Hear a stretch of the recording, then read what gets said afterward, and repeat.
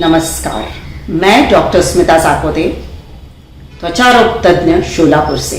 फेम्फिगस vulgaris अ makeover journey इस series के तहत हम आज एक नई कथा रोशन राजपूत इनकी लेके आए हैं।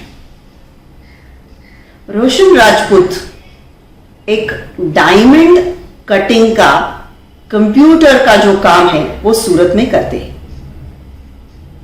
उम्र है उनकी 24 साल और पिछले 6 महीनों से फेम्फिगस वल्गैरिस इस डायग्नोसिस के तहत उनकी पूरी चमड़ी छिप गई थी। एक 24 साल का लड़का जब इतनी वेदना में होता है तो आप जान सकते हैं कि उसकी मां की क्या हालत होगी। उसकी मां के आंखों से आंसू रुकते ही नहीं थे। रोशन बहुत पीड़ा में था। शरीर में ऐसा एक भाग नहीं था जहां पे उसको जख्म नहीं था। उसके मुंह में भी छाले आ गए थे, उसके सर पे छाले आ गए थे, उसके पीठ पे छाले आ गए थे, उसके पांव पे छाले आ गए थे।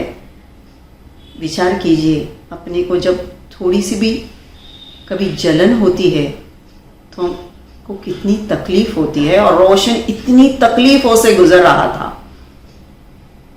और ऐसी तकलीफ जब जिंदगी में आती है तो लोगों को जिंदगी जीने में रस नहीं होता। लेकिन भगवान भी ना बहुत सोच समझ के अपने को कोई प्रॉब्लम्स देते हैं जिससे हम जूझ सके। रोशन के भाई उसके साथ राम की तरह खड़ा रहा।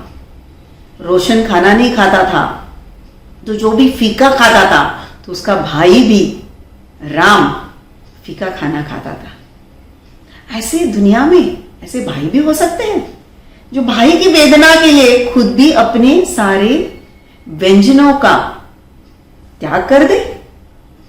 ऐसी मां तो नक्की हम भारतवर्ष में जरूर देखते हैं, क्योंकि मां होती है ऐसी है जो अपने बच्चों की सिर्फ खुशहाली चाहती है। तो ये मां अपने बेटे रोशन की पूरी तरह से सेवा करती थी। उसको खाना खिलाती थी, उसको टॉयलेट लेके जाती थी, उसका शरीर साफ करती थी, जैसे बचपन में रोशन का किया करती थी। रोशन बड़ा तो हो गया था लेकिन मां के लिए अभी भी छोटा ही था।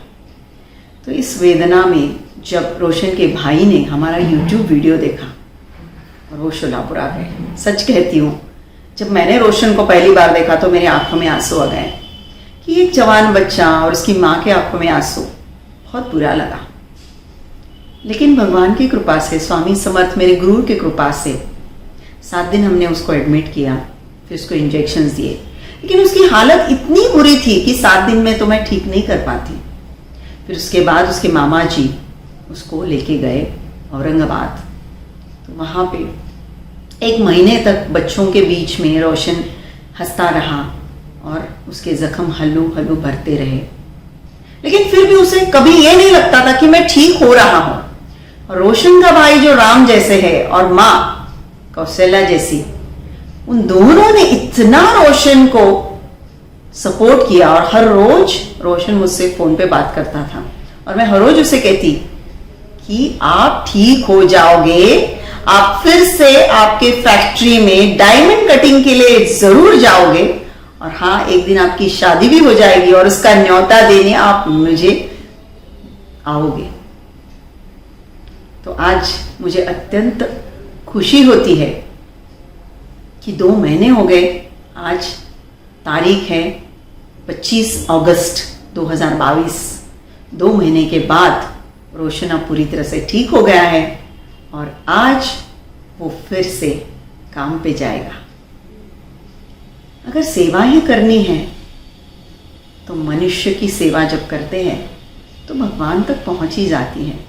और भगवान की प्रार्थना रोशन के माँ ने इतनी आर्तता से की होगी, और राम जैसा भाई उसको मिला है, तो इसीलिए भगवान ने मेरे इस कार्य को यश दिया। उस भगवान को कोटि कोटि प्रणाम जिसने रोशन को राम जैसा भाई दिया और हो कौशल्या जैसी माँ दी, और मुझसे थोड़ी सी सेवा का अवसर मुझे भी प्रदान किया। इसलिए मैं उस भगवंत को कोटि कोटि नमन करती हूँ कि उन्होंने रोशन को ठीक कर दिया। श्री स्वामी समर्थ। हेलो। 2 महीने से मैं इसको जो बोलते इसका इधर उधर दवाखाना में लेके जाती थी। स्किन वाले के पास भी बहुत बार लेके गई, तो भी मेरा लड़का को कुछ फर्क नहीं आता था। अभी पहले 15 दिन पहले मेडिकल कॉलेज में भी भर्ती किया था। 10-10 हज़ार का 2 इंजेक्शन लगवाया। वो बोले वो इंजेक्शन लगवा लो, अच्छा हो जाएगा आपका लड़का। घर पे लाई तुरंत 8 दिन में फिर उसकी तबीयत बहुत ज़्यादा खराब हो गई। मेरा लड़का को बहुत गुस्सा करने लगी। तो भैया को तो देख कैसा हो रहा वो दिन पर दिन। मेरा लड़का ने जॉब से उनको ड्यूटी पे डाल दिया। वो तो भगवान जैसे उनको मिल गए। तब मेरे गांव वाले सगे वाले को भी मैं सब फोन कर दिया। मेरा लड़का की तबीयत बहुत ज़्यादा सीरियस हो रही, तुम आ जाओ। उस दिन ही मेरा भैया भी आ गया, मेरा इसका बड़े वाला पापा भी आ गए। तुरंत वो मेरा लड़का घर पे आके बोलने लगा, मम्मी एक मैडम मिली है मेरे को।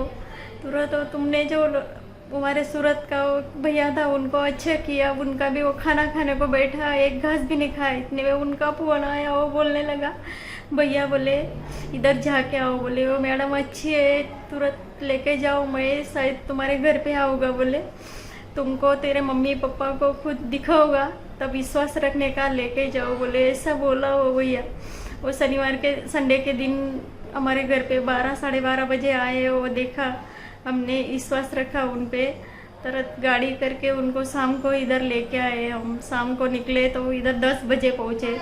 तो पूरी रात में इधर आते आते इतने में तो मेरे लड़के के हालत बहुत ख़राब हो गई थी। मैं उनको 2-3 दुपट्टा बढ़ाया था, वो तो मैं गाड़ी में देख लिया, मेरा मन सब छूट गया था। पर मैं जैसे वैसे उनको गाड़ी के उतार के लाई, तो वो कैसा निकलेगा। पर मैडम ने पानी छिटा और सब निकल गया। तब से वो 2-3 दिन में तो मेरा लड़का धीरे धीरे वो खाता भी नहीं था, अपन खाने लग गया, पानी पीने लग गया। तब हमको अच्छे लगने लगे। अभी मेरा लड़का मेरे को मम्मी भी बोलता था, नहीं तो पहले मम्मी क्या है बोलता नहीं था, इशारा करने लग गया था।